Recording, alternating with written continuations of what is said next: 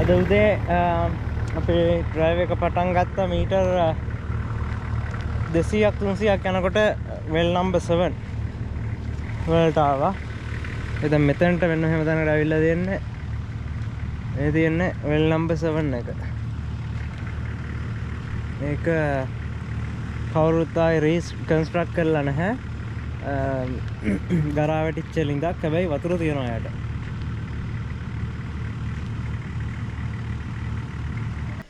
මෙතන දැක්ක දෙයක් මේ වෙල් 7 එක ළඟ බිම හැමදැනම තියෙනවා මුගුණ වැන්න වැවිලා.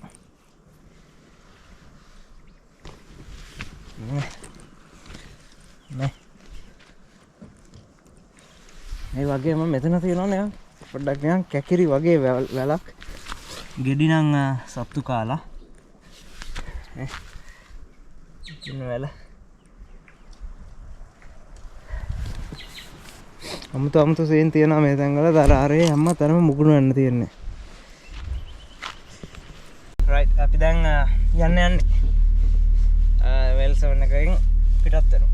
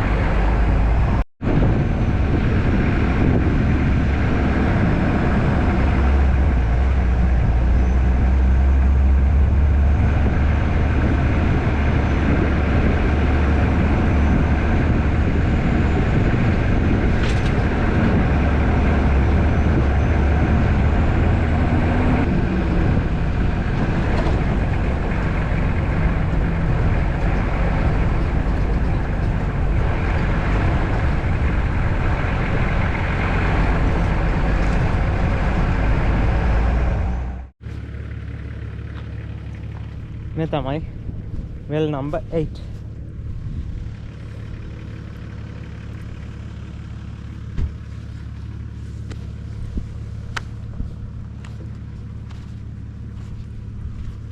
මේකත් මට ගැඹුරු දෙයියෝ. කල් මේකේ නම් ගැඹුරක් මට පේන්නේවත් නැහැ. එනම ගැඹුරුයි. වතුරක් පේන්නත් නෑ. මේක ලොවෙත් ඔරිජිනල් එක. මේක ආපහු හදලා රිපෙයාර් කරපු වෙල් එකක් නෙමෙයි. 20 වෙනි සතවර්ෂයේ මුල් කාලේ හදපු ඔරිජිනල් එකම තමයි තියෙන්නේ.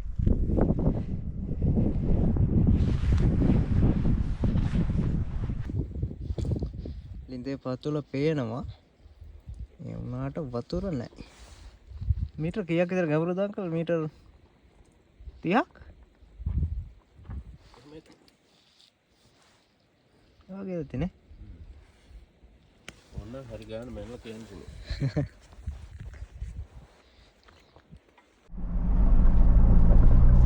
Okay guys, ඉස්සරහා තියෙන්න ඕනේ වෙල් නම්බර් 9.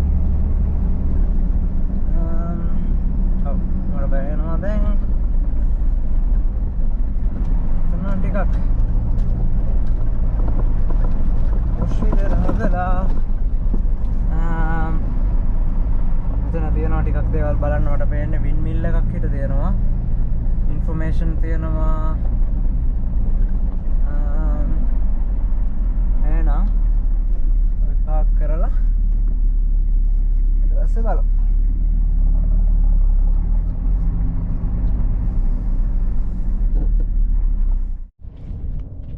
Okay, number 9. මේකේ නම පලාජි. එහෙම නැත්නම් වෙල්ඩ් ස්ප්‍රින්ග් කියලා තමයි ඉංග්‍රීසි නේම් එක. ඉතින් මේ තියෙන මෙතන පොඩි ඉන්ෆර්මේෂන් වගේක්. Palaji is a transition point from pastoral country to the south to the remote areas. Then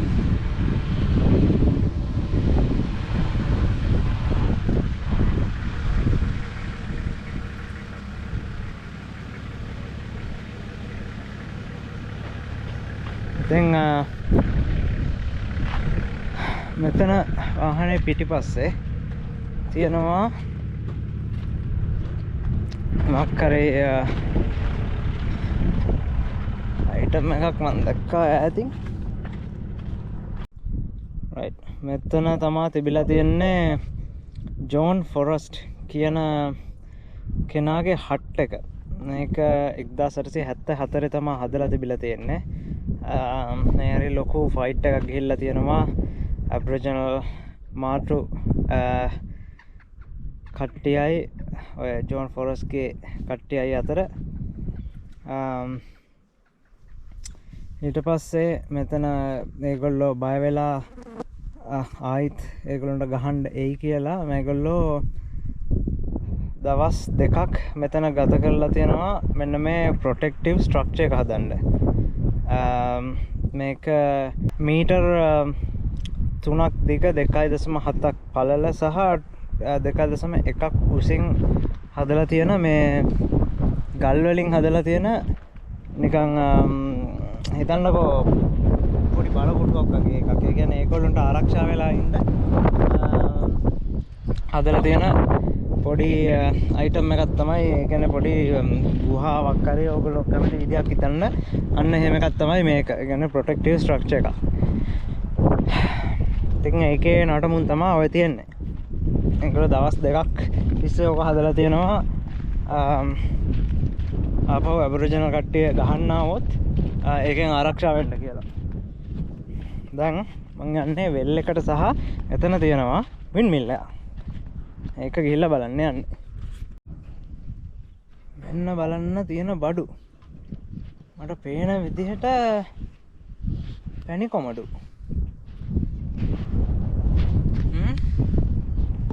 හැදිලා. තව හැදෙන්න තියෙනවා. චුටි චුටි ගෙඩි මෙතන තියෙනවා. එතන තියෙනවා. ෂෝක්. මේ දිගටම තියෙනවා.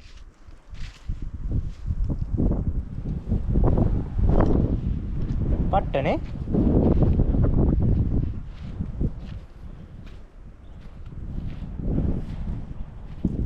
පස්සේ අපි යන් මො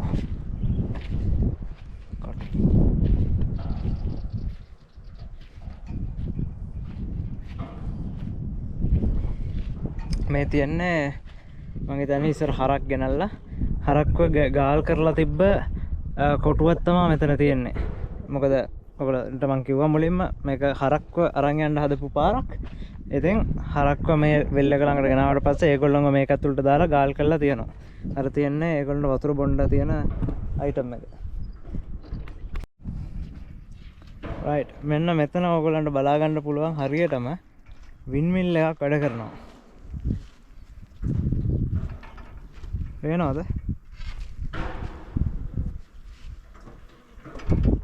දැන් මේක හුලං වලට පෙත්ත කරගෙනකොට පේනවද මෙන්න මේ මෙතන තියෙන පිස්ටන් එක වගේ එක උඩට පල්ලෙහාට යනවා. අහම තමයි වින්ඩ් මිල් එක වැඩ කරන්නේ. ඉතින් ඒකෙන් වැඩ කරනකොට මේ පම්ප් එකෙන් පම්ප් වෙන වතුර බටේ දිගේ යනවා මේ ටැංක් එකට.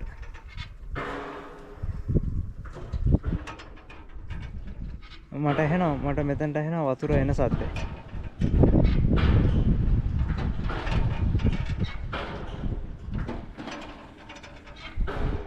හුලම් පාර වැඩි වෙනකොට වේගෙන් පම්ප් වෙනවා. රයිට්, ඉතින් මෙතන තියෙනවා මෙතනට දැන් කියන නම. මේක හැදිලා තියෙන්නේ 1948 වගේ කාලේ තමයි මේක වෙලා තියෙන්නේ. දැන් මම ඔයගොල්ලෝ මේ එකයි යනවා ඊළඟට පරණ ලිඳට. දැන් මේක මේ ගොඩාක් පරණ වින්ඩ් මිල් එකක් නෙමෙයි. මේකේ නම මෙතන නම තමයි ග්ලෙන් ආයිල් ස්ටේෂන්. ඉතින් මේක ගැන පොඩි විස්තරයක් තමයි මේ තියෙන්නේ. මේක ගොඩක් පස්සේ කාලෙක හැදිච්ච දෙයක්. මෙතන ඉස්සරහා තියෙනවා වෙල් නම්බර් 9. තියන්නේ well number 9. ඉතින් මේක මීටර් 4.3ක් ඩීප්ලු. ඒකට ඒකේ ඒ කාලේ ගන්න පුළුවන් වෙලා තියෙනවා ලීටර් 6091ක් පැයකට. කියන්නේ හොඳ ෆ්ලෝ එකක් තියෙන තැනක් වතුර. මේක තමයි වෙල් එක. පේන විදිහට ඒක නම් දැන් පාවිච්චි කරන එකක් නෙමෙයි. ඒක නිසා ඇතුළට ගිහිල්ලා බලන්න තරම් අවශ්‍යතාවයක් නැහැ. ඉතින් ඔක තමයි well number 9.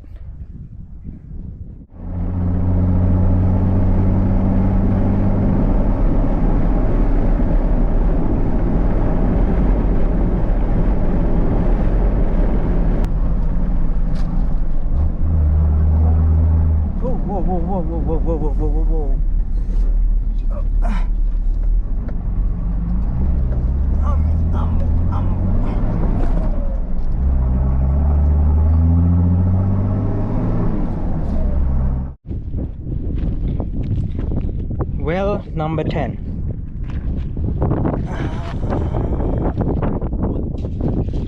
තුර තියෙනවා.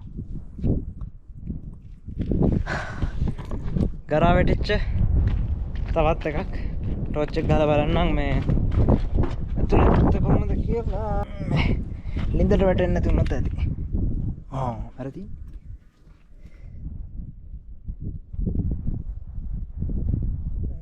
ගොඩක් ගැඹුරු ලින්දක් වතුර තියෙනවා. හැබැයි වතුර ගන්න බකට් එකක්වත් ඒ කිසිම දෙයක් නැහැ. මේක ගරා වැටිච්ච අත්තල්ලා දාපු ලින්දක්. ඉතින් ඉන්න මෙන්න මෙතන.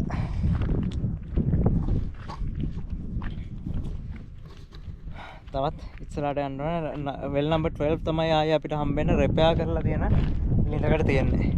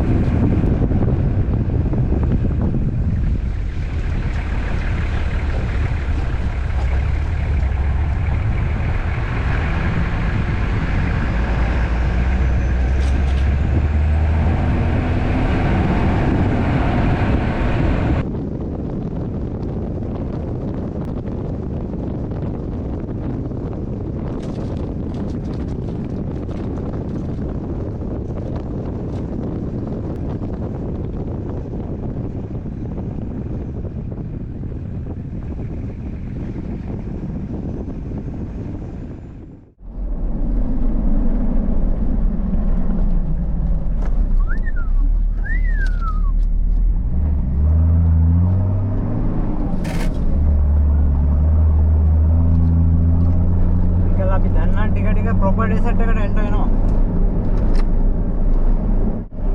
හොඳයි මම.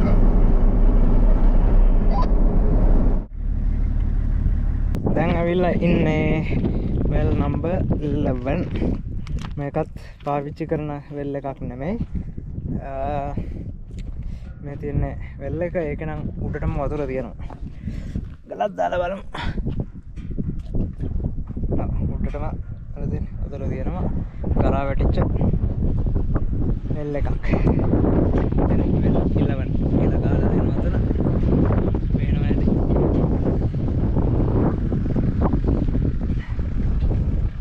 ඔක තමයි තත්ත්වය මෙතන ඊළඟ වෙල් එක තමයි අපේ හොප් එක ඒකේ වතුර හොඳයි නම් අපි කට්ටිය පොඩ්ඩක් හොදගෙන කරගෙන යන්න කියලා තමයි එතනින් හිතන් ඉන්නේ මොකද අපි ගිය දවස්වල පාවිච්චි කරේ අපේ ටැන්ක්ස් වල තියෙන ඒවා ඉතින් වතුර කන්ඩිෂන් කොහොමද දන්නේ නැති නිසා අපි ඒවා ගොඩක් පරිස්සම් කරා මේ ඒක නිසා ඒ වතුර තියාගෙන බොන කන ඒවට අපි හිතුවා මේ වොෂින් වැඩ ටිකක් වෙල් එක වතුර අරගෙන කරගන්න. ඉතින් ඉස්සරහ ගිහිල්ලා බලන්න ඕනේ ඒ වගේ වතුර තත්ත්වය කොහොමද කියලා.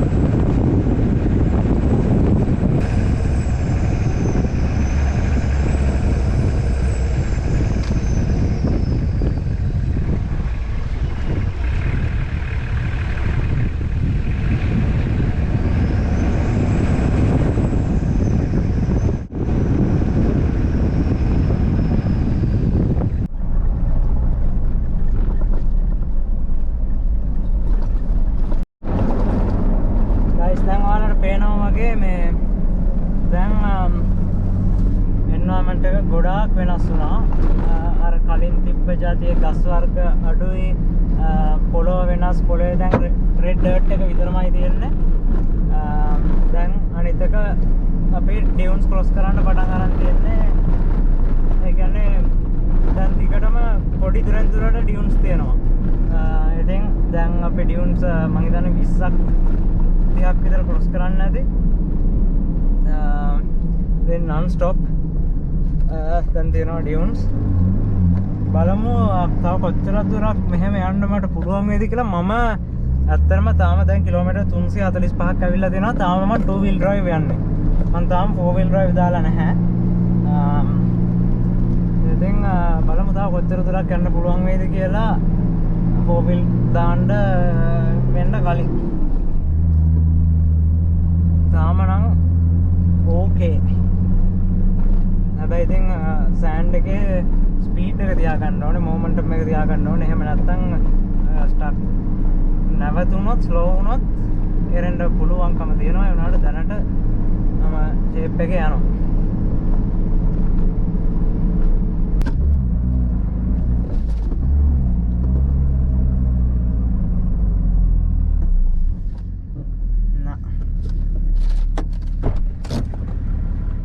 ඔයගලන්ට කියලා පොඩි දුරයි යන්න පුළුවන් වුණේ මේ ඩියුන් එක උඩ.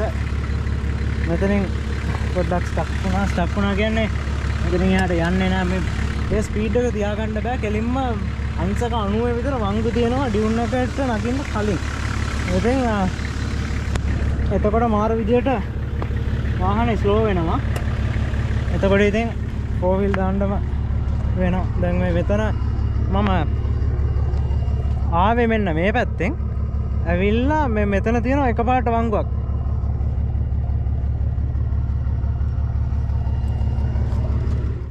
මෙතන හිර වුණා අංකල් මහා ජරා වංගුවක් තියෙන්නේ මෙතන.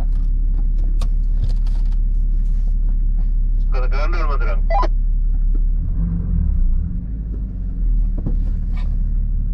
යන්න පුළුවන්. මම 2 wheel නේ ආවේ මෙච්චර වෙලා.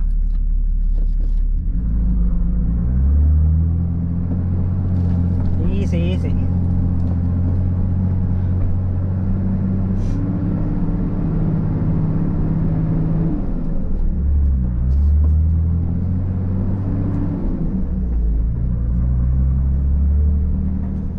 well number 12 වලට පැමිණියා. hopefully මේකේ වතුර හොඳ ඇති කියලා හිතනවා. බලමු එහෙනම්.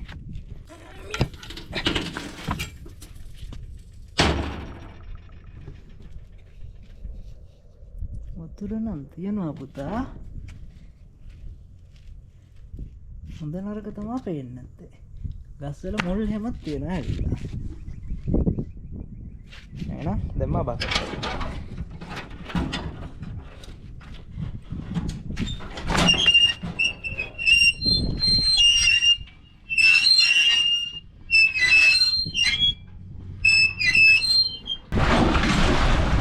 එල්ල කිරවල ගියේ.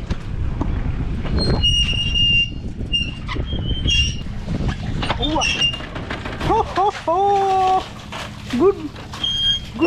good shit. Perfecto. Clean water. Beautiful uncle, beautiful. Okay.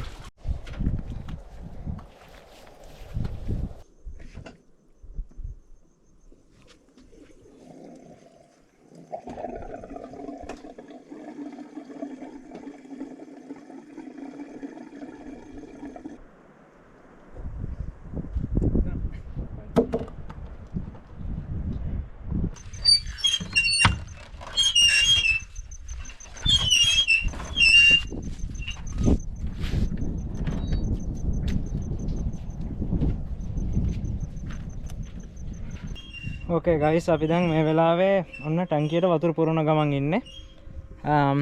මෙහෙමයි සිද්ධ වෙන්නේ. දැන් මුලින්ම අපි මේ බකට් එකට ලිඳෙන් ගෙන වතුර ගෙනලා දානවා. බකට් එකේ තියෙනවා ෆිල්ටර් එකක්. ෆිල්ටර් එකක් නෙමෙයි, ෆිල්ටර් එකක් සමග පම්ප් එකක් මෙතන තියෙනවා. ඒ කියන්නේ ලොකු දේවල් ෆිල්ටර් කරලා ගන්න. ඊට පස්සේ ඒක මෙහෙම යනවා මගේ ඉන්ලයින් ෆිල්ටර් එකට.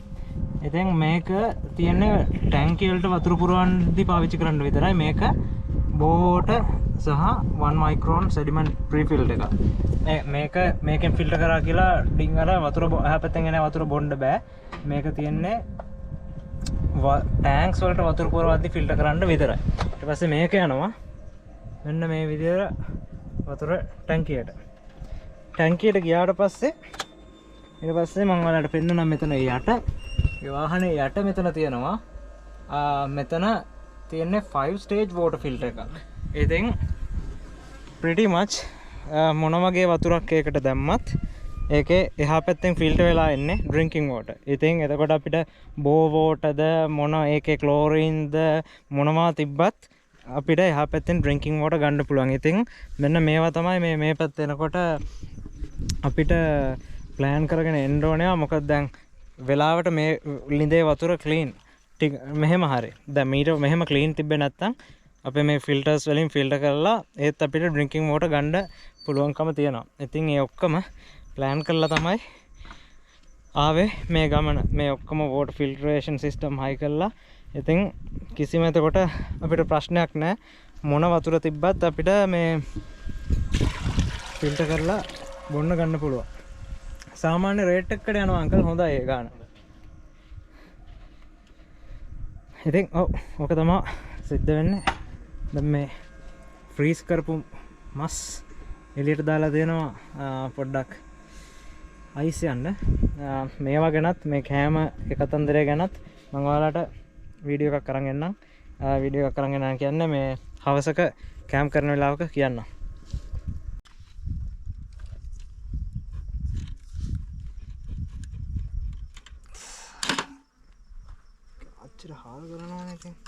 රයිට් ලොකු ප්‍රොජෙක්ට් එකක ඉන්නේ මේ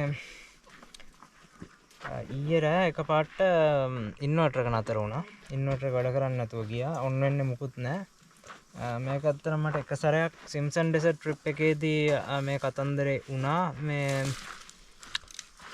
කිසිම හේතුවක් නැතුව ඉන්වර්ටර් එක එකපාරට නතර වුණා. ඔන් වෙන්නේ නැතුව ගියා. ඊට පස්සේ එදා ඒත් අපි ඇලිස් ස්ප්‍රින්ග් ඒස් රොක් කිට්ටුවේදී මං ගලවලා බලද්දි මේකේ තියෙනවා මොකට මේක ඇතුළට ඒක දැම්මත් දන්නේ නැහැ. මේකේ ඇතුලේ තියෙනවා fuse 8ක් 40 amp fuse 8ක් තියෙනවා circuit board එක ඇතුලේ. ඉතින් මේක මේ fuse වලට access කරන්න මුළු inverter එකම කැලි කරන්න ඕනේ. දැන් circuit board දෙක විතරයි තියෙන්නේ. cover එක මෙහෙ. මේවා මෙහෙ. මෙන්න මේ මෙතන තියෙනවා මේ තියෙන මේ board එකේ මෙතනයි තියෙනවා fuse 8ක්. ඉතින් මම දන්නේ fuse වල මොකක් හරි quality අවුලක්ද කියලා නේ. මේ fuse ගලවද්දිත් ඒවා කැලි එන්නේ. ඉතින් අද බලද්දි එක fuse එකක් කොහොම හරි බර්න් වෙලා තිබ්බා. කොයි එකද ඒක? ඔව් ඉතින් එක අතකින් මගෙත් මිස්ටේක් එකක් මම මේක ගමන එන්න කලින් කරන්න තිබ්බේ මේ ගලවලා අලුත් fuse set එකක් දාන එක. කොහොම හරි දැන් කාන්තාරේ මැද ගැලෙව්වා. මේ වගේ තැනක ඉන්නේ දැන්. well number 12 තියෙන මෙතන එක ළඟ ඉන්නේ. ඉතින් මෙතන කාන්තාරේ මැද මේක ගලවලා දැන් fuse replace කරලා ආය හය කරන්න තියෙන්නේ. ඉතින් අද දවසේ තියෙන තවත් project එකක්. වතුර පිරෙව්වා නෑවා ඒ ඔක්කොම කරලා ලිඳෙන් කරලා දැන් මේ job